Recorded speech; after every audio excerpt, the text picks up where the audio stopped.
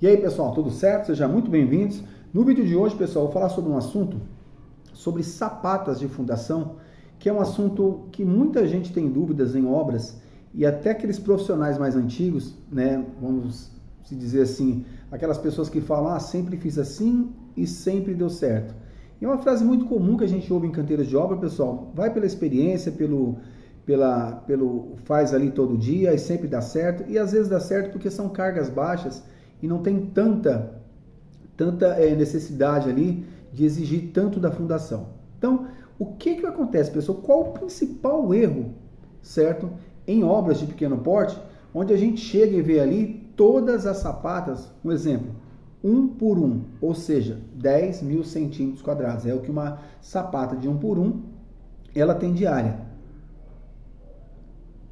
Então, pessoal, as pessoas têm que entender o seguinte, toda estrutura, ela deforma. E o solo não é diferente. O solo, pessoal, ele deforma mediante o carregamento que chega nele. E você vai começar pelo solo. Porque ele é nosso papel principal nessa questão da sapata.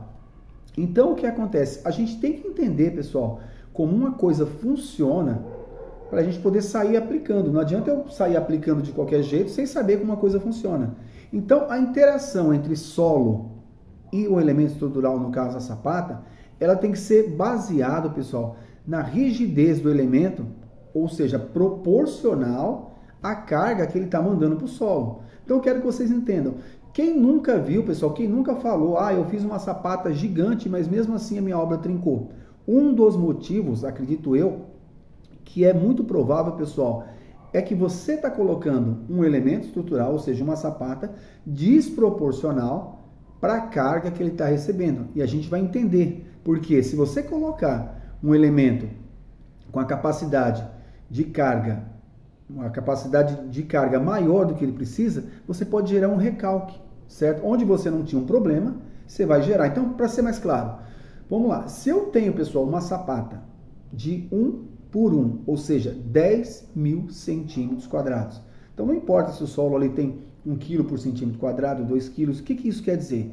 Se eu tenho um solo que suporta 2 kg a cada centímetro quadrado, ou seja, a minha sapata suporta 20 toneladas por metro. Correto? Entendido. Então, se eu tenho um pilar de 10 toneladas descarregando nessa sapata, pessoal, não é você que quer, não adianta. O solo ele vai ter uma deformação. É de 1 centímetro, é de 5 milímetros, não importa. Ele vai ter uma pequena deformação mediante a essa carga. Porque qual a relação da carga com o solo? O solo, pessoal, ele enxerga a pressão. Então, quanto maior a área que você coloca na sapata, menos pressão chega no solo. A partir do momento que você diminui a área do elemento, por exemplo, é como se você quiser colocar um pilar diretamente no solo. É como se fosse um prego. Então, aumenta-se a área, no caso da sapata, para diminuir a pressão. Então, se eu tenho um pilar que está descarregando 10 toneladas em uma sapata de 1 por 1, vamos supor que esse pilar, que essa sapata, vai ter uma deformação aí de 1 centímetro, uma hipótese, só para a gente entender a ideia. Então, eu coloquei 10 toneladas num pilar, uma sapata de 1 por 1, ela vai deformar 10 centímetros, ou seja, 1 centímetro, aliás, 10 milímetros.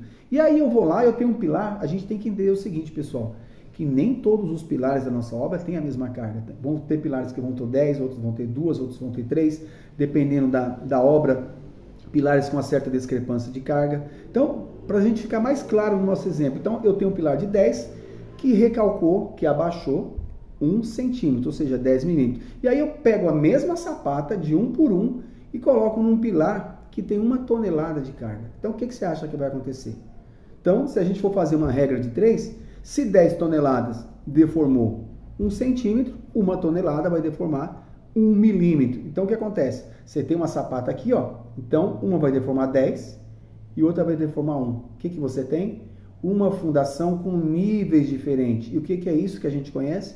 Recalque diferencial. E isso, pessoal, o que isso é na sua estrutura? Ela compromete rigorosamente a sua estrutura. Então, você tem aqui um plano de sapatas, certo? Está aqui no mesmo plano. Eu não estou falando de nível. Eu posso ter níveis diferentes, mas com recalques diferentes. Mas se eu coloquei no mesmo nível e uma sapata abaixou 10 e um abaixou 1, então o que acontece? Eu vou torcer a minha estrutura. E no que eu torço a minha estrutura, eu vou gerar o quê? Uma fissura, uma trinca a 45 graus. Então, por que isso acontece? Porque a minha alvenaria que está ali por cima, ali, eu tenho as sapatas, tem o baldrame, a alvenaria que está em cima, ela é rígida. Então, dependendo do recalque, dependendo do tanto que a sua formação, a sua estrutura desloca, ela vai gerar ali um efeito aqui, ó, de corte, e onde vai aparecer fissuras na sua alvenaria. E aí muita gente não entende. Por quê?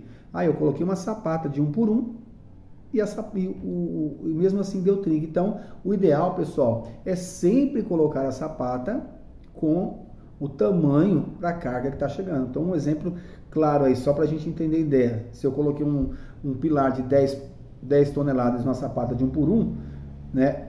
O pilar de 1 tonelada tinha que ter, teoricamente, 60 por 60, que é o mínimo por norma. Então, é essa a ideia que a gente tem que entender, pessoal. Esse negócio de igualar fundações, então, muitas vezes acontece patologias em obras e acaba custando o quê? Um custo excessivo, né, pessoal? Um gasto desnecessário no orçamento aí dessa obra. Então, espero que vocês tenham gostado. Se gostou do vídeo, se inscreva no canal, compartilhe aí e até uma próxima.